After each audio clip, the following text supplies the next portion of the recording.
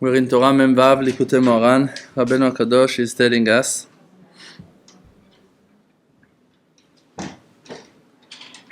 that when the person is hitting one hand to the other, clapping his hand in the time of prayer, על ידי זה, by that, ותורתך לא שכחתי. By that he remembers the rules of the Torah. He will not going to forget the wisdom of Hashem. כי השכחה הוא מוחין דקטנות, because to forgetness, to forget, הוא מוחין דקטנות. It's narrow-minded, not to remember. What do you mean, what Rabbeinu means not to remember? Not to remember Hashem. In every situation in life, let's say now your husband tells you something, your friend tells you something, your boss tells you something. If you forget that there is Hashem Yitbarach in the world, so it's narrow-minded. You don't see the whole picture. You're just stuck with some details, some information, and you don't see the whole wisdom of it. So when the person really is connecting himself to the wisdom of all things, he is really looking into the depths of all things. He's looking into the inner truth of reality.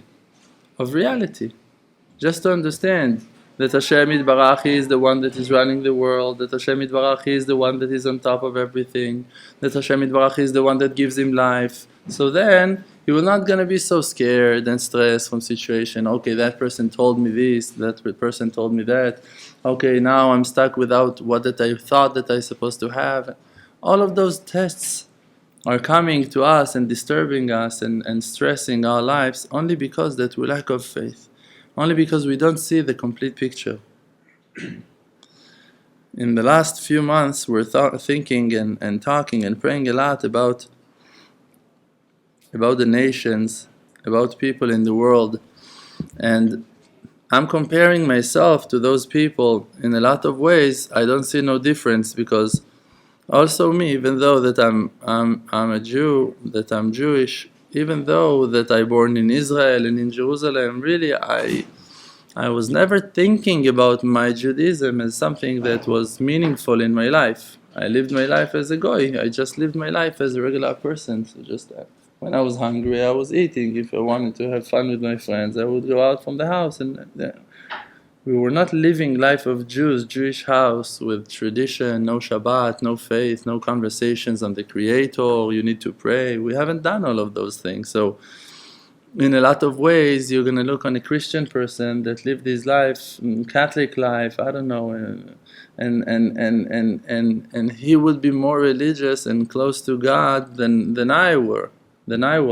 we were as secular, because we never thought, God never crossed our minds. And you have little Christian children that are believers and going and talking like, Rav Shalom Arush told once a story that he met a very important person named Priest Philip, that he is a leader in South Africa, that is leading all of his community over there to be like Noachites, like really to believe in the way of Hashem, Elokei Israel, God of Am Israel. And Rav Shalom said that he took them all to do hitbodedut, to talk to Hashem Yitbarach, and they came few buses of people to the field to talk, and they brought their children. And Rav Shalom said that after 2 hours of hitbodedut, when he came back from the hitbodedut, he still saw little children going and talking to the Creator, and it's like the faith is based in their souls, in their bodies. It's like they've been programmed to believe. It's like he said, I was embarrassed. I saw those little children, first time, second time that they heard about hitbodedut, and they're able to do 1 hour. They're able to talk to Hashem Yitbarach. So it means that there are a lot of sparks, a lot of holiness between the nation, between the people. What we lack of over there, and what we as the special nation of Bnei Israel, we have something unique that they lack of. We have tradition. and they don't have tradition. We know that our ancestors is Abraham, Yitzchak, and Yaakov. When you look at the nations, they don't have no tradition. You look at the black people in the US or in Europe, who are those people? Those people are people that came from Africa.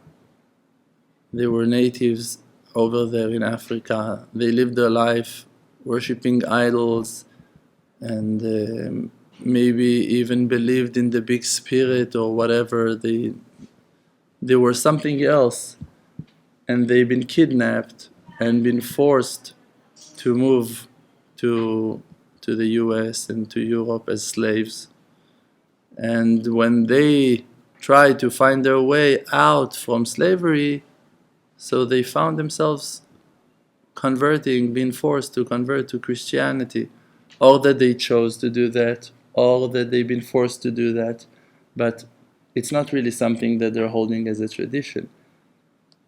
You look at the Philippines, you look at other nations and people from Asia, in Spain, they so-called Christian for generations, so many hundreds of years, and they're so Catholic and so strong, and so it doesn't matter in which section, but they're such believers and Christians, and they're putting their heart and their soul into it.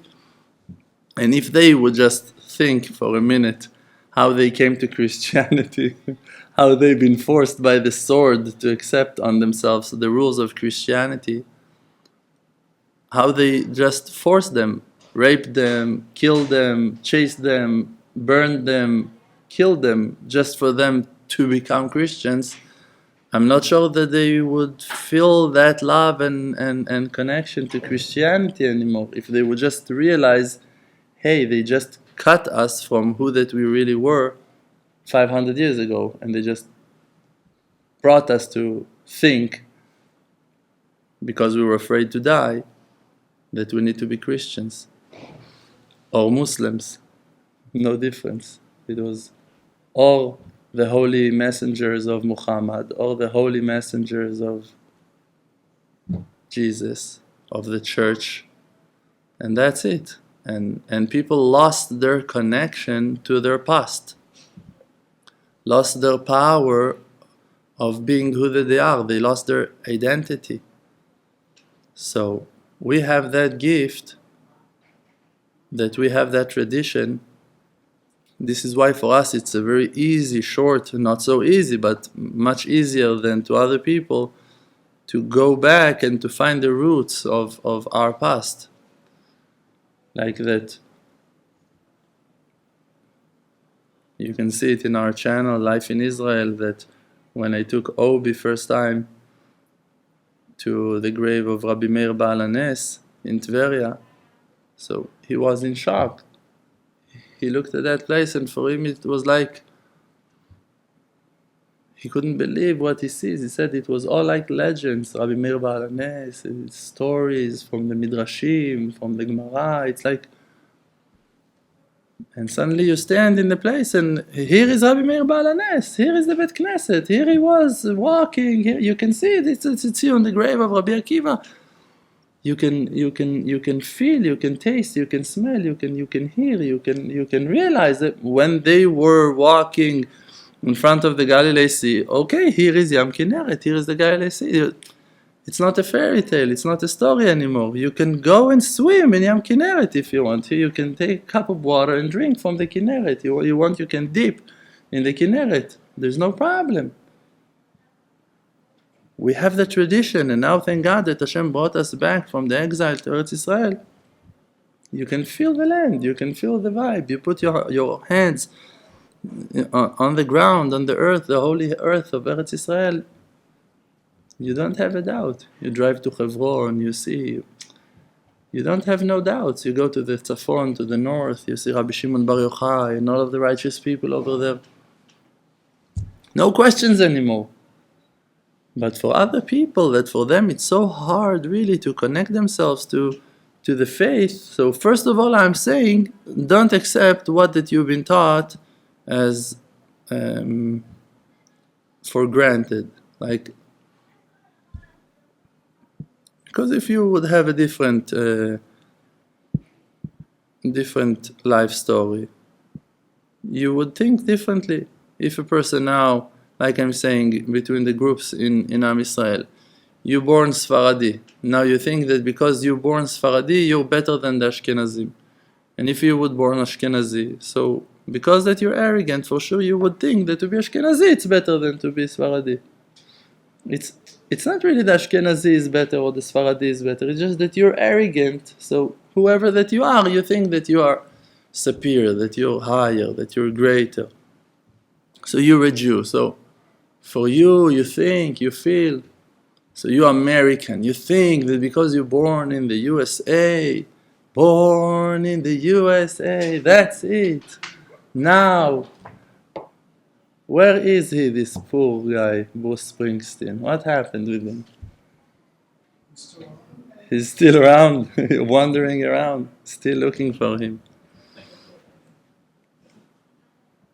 Okay, so because that you're born in the USA, so it means something about your importance, about your greatness. Really, you're an American. What does it mean? Who are you? It makes you be more generous. It makes you be more kind, more polite. Maybe more politically correct. Maybe. What really it gives you? No, I'm English, I'm British, I'm French, I'm German, I'm Belgian. No, we're from Switzerland. What's that? It doesn't mean anything. It really doesn't have no meaning. It doesn't really have no meaning because Rahman Ali Babai, the creator, he wants the heart. So it depends where your heart is at. How nice you are, how kind you are, how generous you are, how sweet you are, how polite you are, how loving kind person you are, how much you care and how much you pray and how much faith you have. That's what is really important. So, not to receive the truths that people are telling us that they are the ultimate truth. No, to believe in Jesus, to believe in God. You have so many contradictions. You have so many contradictions. A few days ago, I heard a lecture, a speech of that famous black leader Malcolm X, that he was a very powerful leader, and he is talking and explaining, and I don't have a problem with all of those methods. I'm open to listen and to hear, but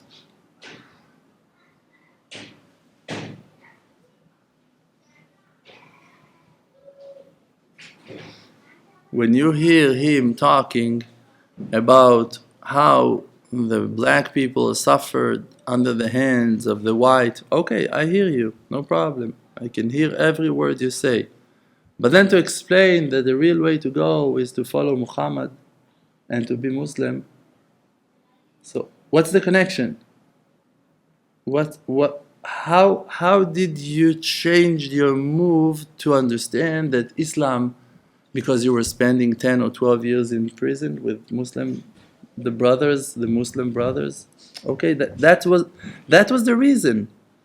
It's not coming out of it. I'm not saying Chas v'Shalom to say bad things about him or about no one, but really just we need to understand that the real deep understanding will not going to bring you not to the Islam and not to Christianity and not even to Judaism, that it's the most ancient religion. It's not that.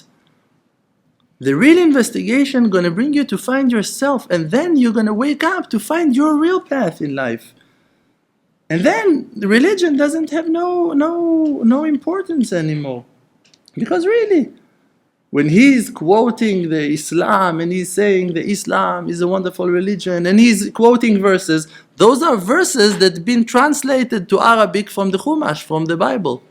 It's not Quran. It's not really Quran. He's saying verses from the Quran, and I hear those verses that have been translated to Arabic from the Chumash. So really, he found amazing verses in the Quran. I'm sorry, brother, it's not from the Quran, it's from the Bible. Just been translated. And that's the source that you saw. You found it first time in your life, written in the Quran. Great. I understand that you feel so much connection and love now today to the Quran because you found Judaism over there in the Quran. I see that. That's the light of Christianity. That's the light of Islam. They took the good that they realized, that they understood, that they were able to translate, and they brought it again in a new edition to the nations. If one nation, if now the Islam tried to conquer the Arabic nations, the Ishmaelim nations and people, you cannot tell those people not to eat or to drink from the milk of the camel. You cannot. Because that is their animal. That's something that you will not gonna, if you're gonna tell them no, they're not gonna listen to you. If you now, so you have to change a little bit the rules and to say no, you're allowed to eat this and this and that, and now in addition, we the Muslims allow also to eat camel. Great. Why? Just because that you couldn't stop them from eating camels. You go now to the Christians, tell them that that white meat is not allowed. They're not going to follow you. Tell them that seafood is not allowed. Who going to listen to you? Those people are growing pigs for years. That's the main food. That's their main meat. That's the main thing that they're eating. You can tell them now not to eat pork chops in their celebrations. They're not gonna. So what do? You change a little bit. You say no, it's allowed. And even though that Jesus himself is saying, I didn't came to change the rules, and I came just to complete, and I came to, that also crazy. To complete a divine Torah that's been given from heaven, you want to complete? You feel like that the words of Hashem were not enough, and now you want to complete. But let's say that you want to complete. You want to add something of your, okay, let's say. But it's not what had happened really. When you go and you see what people are doing, Shabbat is not the seventh day. Now it's Sunday. And for the Muslims, it's Friday. Great. What's going on? Hashem said Shabbat, 10 commandments, Zachor et Yom HaShabbat lekodsho. Shabbat, it's the seventh day. Finito la commedia, no more jokes on that. Seventh day. Lo tevaru esh bechol moshvatechem. You're not allowed to use electricity. Okay, so now you believe in God. That's it. You're not allowed to use electricity. No TV, no lights, no phones, no mobiles, no computers. Nothing. What are you doing? Are you following the Bible? Okay, the Second Testament. Okay, the New Testament. Oh, I don't believe in it, but let's say you do.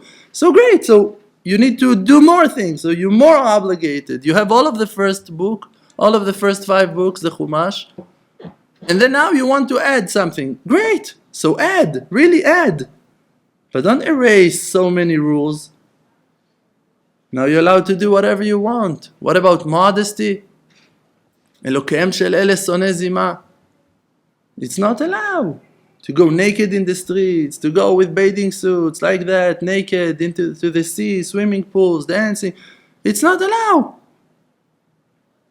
To you it's allowed. Why it's allowed? Because when a person is not really investigating for the truth, he's twisting and bending and erasing whatever he doesn't feel comfortable with, and he's just doing whatever he feels like, and that's it. And he's erasing, and he can do it brutally, in a violent way, just to say on whatever he wants that that's the truth.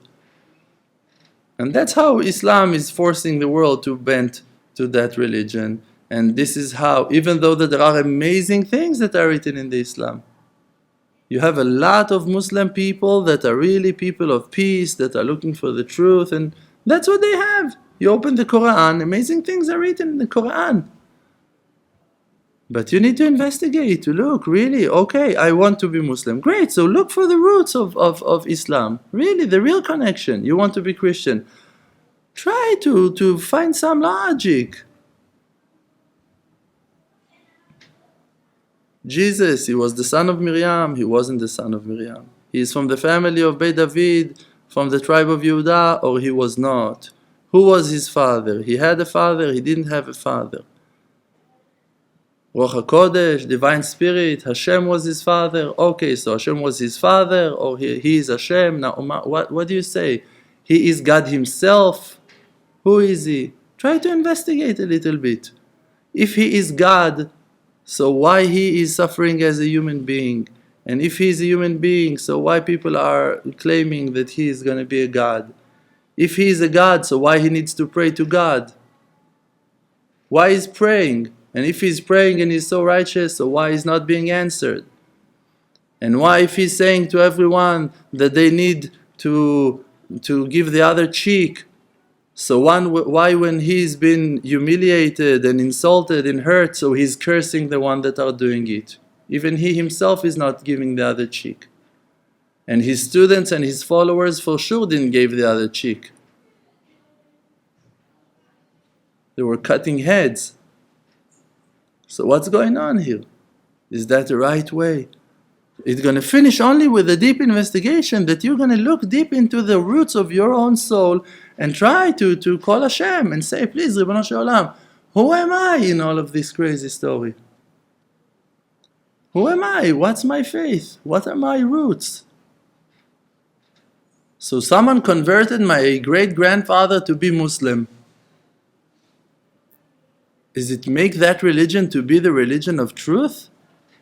Someone converted my great-grandmother to be Christian. Is it mean that Christianity is the ultimate truth just because someone converted my grandmother? So like I said, we have our tradition, so it's helping us. But also, as people that have tradition, we were also cut from it. So we're also making that inner search of finding the roots of our souls.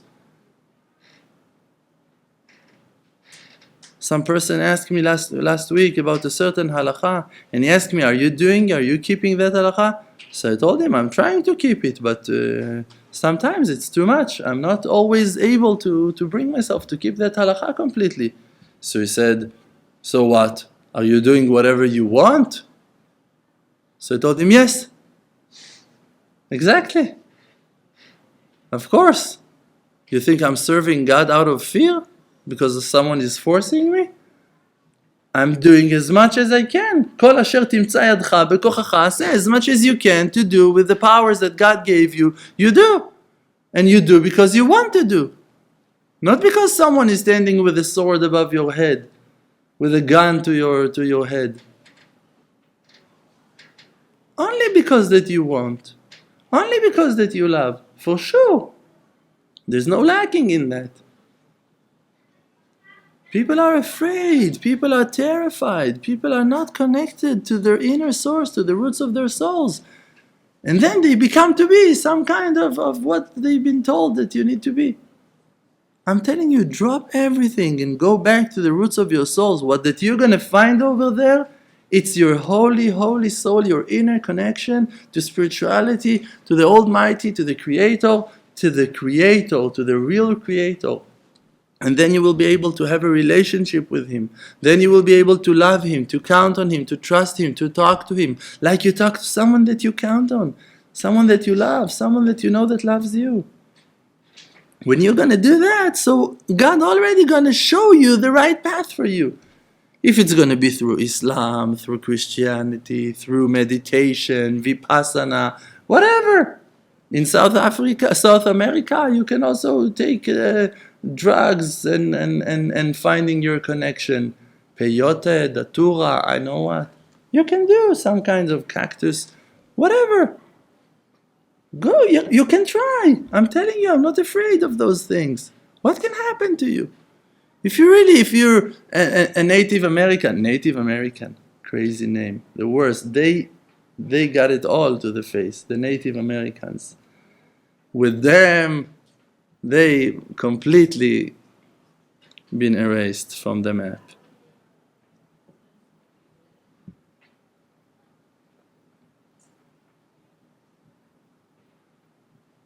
Native Americans. Hilarious joke. Poor souls. Kill them all, slaughter them all, rape them all, took their houses, their lands, took their properties, took their souls, killed them all. And now, no one is talking about it anymore. The black people, been kidnapped in ships to the US, to America, slavery, you open your mouth, you die, and that's it. It's crazy. It's sickness. And I'm telling you, if you think that God will erase and forget about all of that sorrow, all of the blood, all of the tears, all of the cryings, all of the nightmares of generations of people, Jewish people in all of the executions and in the horrible Holocaust and whatever we went through, and the rest of the nations that suffered so much. You think that HaKadosh Baruch Hu, the Creator, is going to forget about all of the blood and all of the tears and all of the cryings and all of the sorrow? People can dream. People can dream. People can think, no, it's a new generation. What can we do? Now we're already in the US. Now we need to start over. Now we're here. We're in Israel. We're this. We're that. Now we're already Christian. Now we're already Muslim. Nothing of those things going to stay. The Creator will not going to leave two bricks standing one on top of the other. He will turn everything over. He's going to break everything to pieces. He's going to bring 100% of the truth back to the surface. No lie will stay. Nothing will be hidden. In the day to come, in the future to come, only the truth is going to be revealed. Only the truth. Crazy tests that we went through as nations, as people, as families, as tribes, as individuals, only the truth, 100% of the truth going to be revealed. Who is the real Creator? Who is the real God? Who holds the real wisdom? Who were you in the time of difficulties, in the exiles, in the suffering, in the darkness? Were you betraying yourself? Were you honest to yourself? Were you betraying your nation? Were you honest to your nation? Were you loyal? Were you straight? Or if you were a liar, if you were a traitor, if you betrayed your own people, your own country, your own family, your own tribe. הכל יבוא במשפט. Everything gonna come in trial. Everything. Every person, every one of us will stand in a trial and gonna answer. Under oath, gonna answer. We're not gonna be able to lie. We're not gonna be able. You will not gonna be able to lie because your soul gonna testify against you. If you're gonna try to lie, your soul gonna speak from your mouth. And you will not gonna be able to lie. They're gonna ask you and the truth gonna be answered from your mouth. If you were a coward, if you were afraid, if you were running away from commitment, from the truth, and you were selling your brothers, and you were selling your family, and you were selling your belief and your truth, because you were afraid, because you had your fears, your anxieties, because you had your stress, because you didn't know, no problem. The truth is going to reveal itself.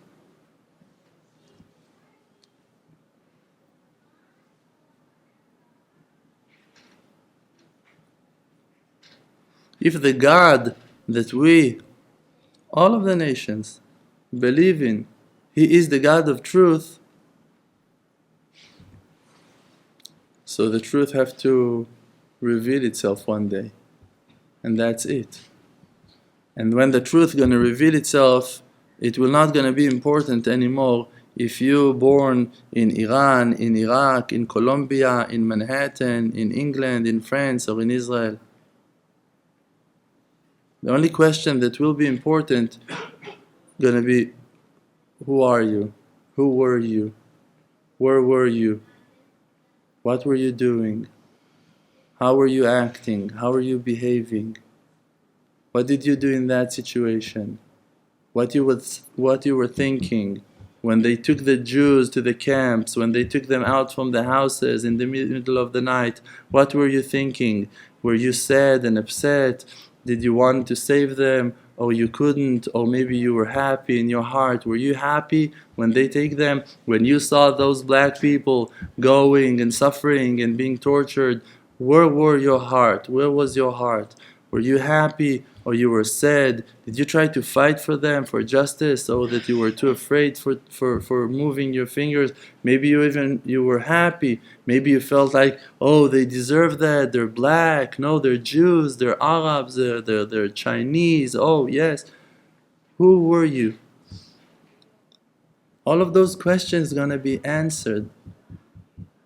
And the truth is going to be a witness for itself. This is why we need to work on ourselves today to fix it all. To be people of truth. The ultimate truth, 100% truth. No matter of no considerations. You're going to lose your job, you're going to lose your family, you're going to lose your honor, you're going to lose your wealth. What the truth is. Is it the truth that you're cheap and this is why you're not donating? You're going to answer that question. Maybe today you feel like you can avoid.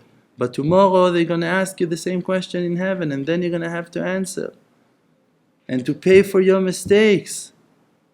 Were you really that man of peace that everyone thought that you are? All of your neighbors, all of your colleagues, friends to work. What does your children think about you? What your wife have to say about you? Were you that angel that everyone thought that you were? Or that inside the house you were a demon? You were terrorizing everyone and making everyone scared and afraid of you, and you were threatening and you were violent. What the truth?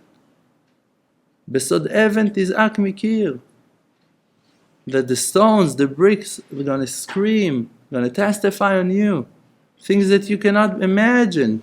You think to yourself, no, no one sees me. The stone sees you. The stones, the wall, the paint, going to testify on you. The table, that you were banging on that table in Shabbos, that table going to say, yes, he was hitting me in Shabbos when he was angry. He was worshipping idols on me. He took the altar of Hashem Yitbarach and made it for his angers. All kinds of hell controlled me in that Shabbos. The table gonna talk. No one gonna ask you even. Don't need your testament. Don't need your opinion. The truth gonna answer. This is why we need to work on ourselves. To become to be who that we are. And to look and to investigate. And to try to find the connection to reality. To the truth. To the bottom. To the real truth. No one else can guide you and tell you what the real truth is. The real truth is inside, and you need to find that. This is why it's not important today if you're Muslim, if you're Christian, if you're a Jew, if you're Ashkenazi, Sfaradi, if you're whatever you are, from which nation, it's not important. Because none of those truths that you've been told is not the truth, is not the real truth.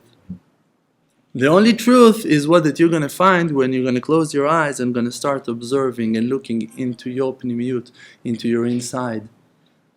Then the truth is going to start talking to you from inside, from your soul.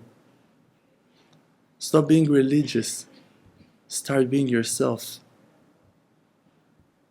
Stop being functioning and running and obeying and keeping the obligations and fulfilling your mission and start be loyal to the truth.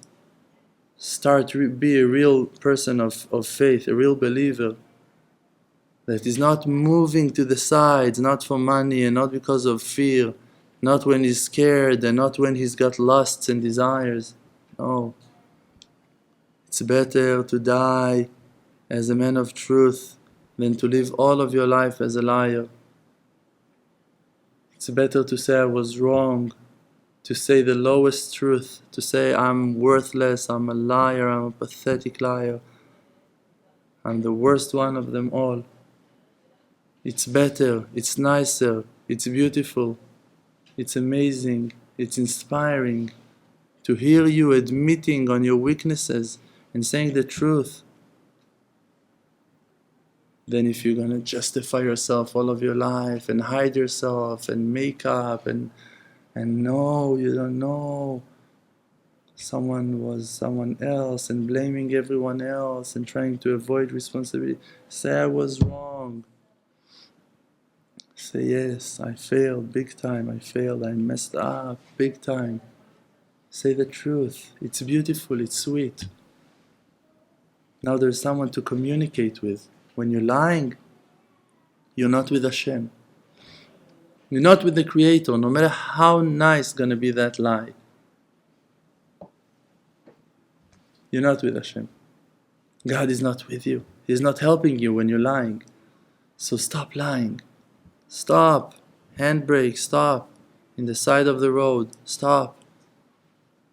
Say to Hashem, Father in heaven, I'm sorry. I lied all of my life. Until today I was lying to myself, that's it. I stopped lying to myself. I want to love you. I want to be innocent again. I want to be pure again. I'm not supposed to work for people because of my fears, because of my anxieties, because of the stress that they're putting on me. No, I don't want that. I don't want to be a slave of my husbands. I don't want to be a slave of my wife. I don't want to be a slave of my parents, of my boss, of my bank, of the lawyer, of the government, of the city. No, no more, no more. I'd rather to sleep in the central station, in the bank of the river, in the Central Park, and to know that I'm with you, than to lie to myself and to lose my destiny, to lose the purpose, the meaning of my life. Rather to be a homeless that is saying the truth, that his heart is sincere and pure and right, than to lie to myself, and to fake my purity and my loyalty and my honor and my success, fake success. Who are you? Who are you? You know you're piece of earth, you're piece of nothing. You know that you're just nothing. Only Hashem helps you. You can eat something and not being able to digest it. You can drink something and being so dizzy and cannot find yourself. Me, myself, Friday night, we were eating, enjoying, friends were in our house, Hashem just turned my lights off. At 11 I wasn't able to function.